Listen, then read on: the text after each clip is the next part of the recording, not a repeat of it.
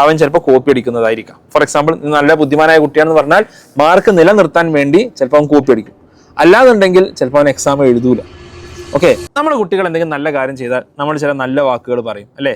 ഈ നല്ല വാക്കുകൾ പറയുന്നത് കുട്ടികളിൽ എത്രത്തോളം എഫക്റ്റ് ഉണ്ടാക്കുന്നുണ്ട്, അത് പോസിറ്റീവാണോ നെഗറ്റീവാണോ? ഇനി പറയുകയാണെങ്കിൽ എങ്ങനെയാണ് നമ്മൾ അവരുടെ ആ ഒരു എഫേർട്ടിനെ പ്രൈസ് ചെയ്യേണ്ടത്? ഇതിനെക്കുറിച്ച് വളരെ ഇൻട്രസ്റ്റിംഗ് ആയിട്ടുള്ള റിസർച്ച് ഉണ്ട്.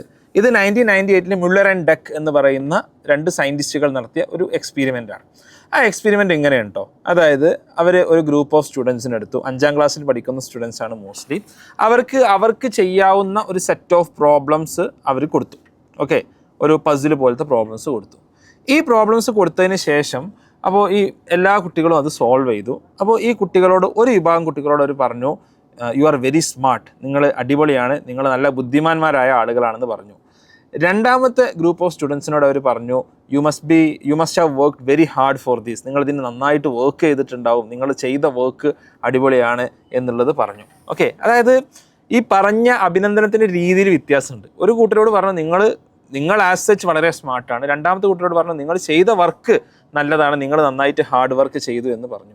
ഓക്കെ, ദെൻ അപ്പ് നെക്സ്റ്റ് അവർക്കൊരു സെക്കൻഡ് സെറ്റ് ഓഫ് പ്രോബ്ലംസ് കൊടുത്തു. ഈ പ്രോബ്ലംസിൻ്റെ പ്രത്യേകത എന്ന് പറഞ്ഞാൽ it was engineered to fail them. അവർ ഫെയിലാവാൻ വേണ്ടിയിട്ടാണ് എന്ത് ചെയ്തത്, ഈ കുറച്ച് സ്ട്രഗിൾ ചെയ്യാൻ വേണ്ടിയിട്ടാണ് ഈ സെറ്റ് ഓഫ് പസിൽസ് അവർക്ക് കൊടുത്തത്. ഓക്കെ, എന്നിട്ട് ഈ 2 ഗ്രൂപ്പ് ഓഫ് സ്റ്റുഡൻസിനെ, നേരത്തത് സോൾവ് ചെയ്ത മുഴുവൻ സ്റ്റുഡൻസിലും നമ്മൾ ഈ 2 രീതിയിൽ പ്രൈസ് ചെയ്ത സ്റ്റുഡൻസിൻ്റെയും റെസ്പോൺസ് അവർ മെഷർ ചെയ്തു. ഓക്കെ, അപ്പോൾ ഒന്നാമതായിട്ട് ഇവർ കണ്ടെത്തിയിട്ടുള്ള വളരെ ഇൻട്രസ്റ്റിംഗ് ആയിട്ടുള്ള കുറേ കാര്യങ്ങളുണ്ട്. ഒന്നാമതായിട്ട് കണ്ടെത്തിയിട്ടുള്ള കാര്യം എന്ന് പറഞ്ഞാൽ, ഒരു ഗ്രൂപ്പ് ഓഫ് സ്റ്റുഡൻസ് നമ്മൾ എബിലിറ്റിയാണ് നമ്മൾ എന്ത് ചെയ്തത്, നമ്മൾ പ്രൈസ് ചെയ്തത്. ഓക്കെ, രണ്ടാമത്തെ ഗ്രൂപ്പ് ഓഫ് സ്റ്റുഡൻസിന് നമ്മൾ എഫേർട്ടാണ് നമ്മൾ പ്രൈസ് ചെയ്തത്.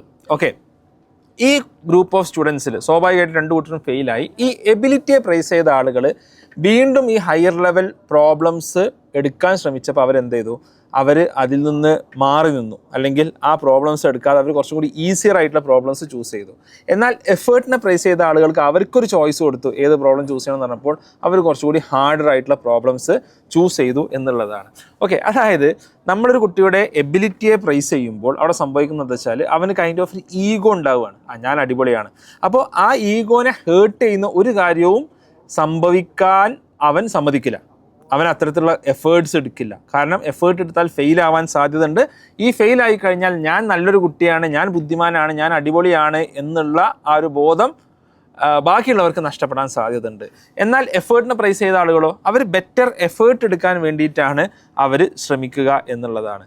ഓക്കെ, അതോടൊപ്പം തന്നെ അവരുടെ ഒരു പെർസിസ്റ്റൻസ് ആൻഡ് എൻജോയ്മെൻറ്റ് മെഷർ ചെയ്തു. അതായത് അവരൊരു തവണ ഫെയിൽ ആയാൽ പിന്നെ എത്രത്തോളം തവണ അത് വീണ്ടും ട്രൈ ചെയ്യാൻ സാധ്യതയുണ്ട്. ഈ എബിലിറ്റി പ്രൈസ്ഡ് ആയിട്ടുള്ള കുട്ടികൾ എന്നുള്ളത് അവർക്കൊരു ലോവർ പെർസിസ്റ്റൻസും ലോവർ എൻജോയ്മെൻറ്റും, നേരത്തെ പറഞ്ഞതുപോലെ അവർ കൂടുതൽ എഫേർട്ട് എടുക്കാൻ, ഒരു തവണ ഫെയിൽ ആയാൽ തന്നെ അവരവിടെ നിർത്തും. ഓക്കെ, എന്നാൽ എഫേർട്ടിനെ പ്രൈസ് ചെയ്ത കുട്ടികൾ അവർ കുറച്ചുകൂടി എഫേർട്ട് ഇടാൻ അവർ റെഡിയാവും. കാരണം അവർക്ക് അറിയാം എഫേർട്ടാണ് ഇവിടെ ആക്ച്വലി മാറ്റർ ചെയ്യുന്നത് എന്നുള്ളത്. അതോടൊപ്പം തന്നെ ഈ എബിലിറ്റിയെ പ്രൈസ് ചെയ്ത കുട്ടികൾ ബാക്കിയുള്ള എത്ര ആളുകൾക്ക് ഇത് സോൾവ് ചെയ്യാൻ പറ്റി എന്നുള്ളതിനെ കുറിച്ച് കൂടുതൽ കൺസേൺഡ് ആയിരുന്നു. അതായത് ബാക്കിയുള്ളവർ എത്രത്തോളം നന്നായി ചെയ്തു. കാരണം ബാക്കിയുള്ളവരുമായിട്ട് കമ്പയർ ചെയ്യുമ്പോൾ ഞാൻ എവിടെ നിൽക്കുന്നു, അല്ലെങ്കിൽ ഞാൻ എത്രത്തോളം ഉണ്ട് എന്നുള്ളത് അറിയാൻ അവർക്ക് എപ്പോഴും ഒരു ക്യൂരിയോസിറ്റി ഉണ്ട്.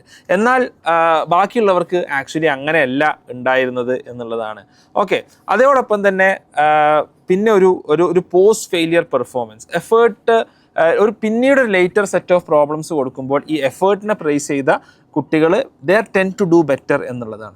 അപ്പോൾ ഇത് നമ്മുടെ കുട്ടികളുടെ കാര്യത്തിൽ അവർ നല്ല കാര്യങ്ങൾ ചെയ്യുമ്പോഴൊക്കെ നമ്മൾ എങ്ങനെ പ്രൈസ് ചെയ്യണം എന്നുള്ളത് ശരിക്കും ശ്രദ്ധിക്കേണ്ടതാണ് എന്നുള്ളത് ഈ ഒരു റിസർച്ച് പറഞ്ഞു തരുന്നുണ്ട്. അതായത് കുട്ടികൾക്കൊരു ഇമേജ് പ്രൊട്ടക്ഷൻ വരികയാണ്. ഞാൻ നല്ല കുട്ടിയാണെന്നുള്ളൊരു ഇമേജ് ഉണ്ടായി.